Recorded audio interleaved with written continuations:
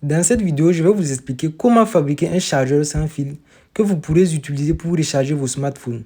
Ce circuit peut recharger n'importe quel smartphone, téléphone ou tablette compatible à la recharge sans fil.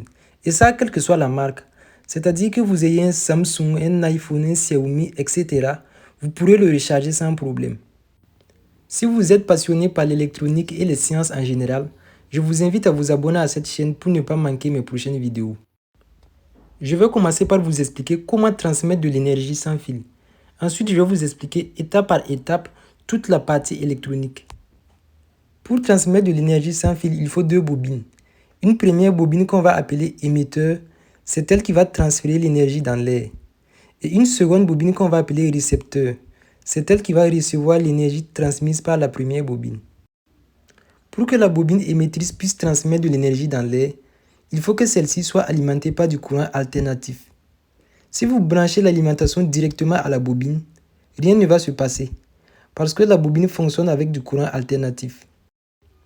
Et c'est là qu'entre en jeu ce petit circuit électrique. Ceci est un onduleur. C'est ça qu'on va utiliser pour convertir le courant continu qui sort du chargeur en courant alternatif. Ensuite, ce courant alternatif là va alimenter la bobine. La bobine étant alimentée en courant alternatif, va transmettre de l'énergie dans l'air. Cette énergie-là, on peut la capter en utilisant une autre bobine. Vous vous doutez bien qu'à l'intérieur du téléphone, il y a une bobine qui va capter l'énergie et recharger la batterie du téléphone.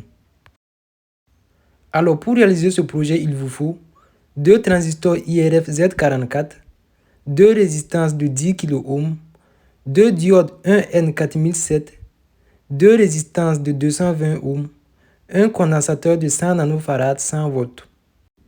Il vous faut aussi un transformateur de ferrite comme ceci, vous voyez. De là à là, ça fait 15 tours. Et de là à là aussi, ça fait 15 tours. Et enfin, il faut fabriquer les deux bobines.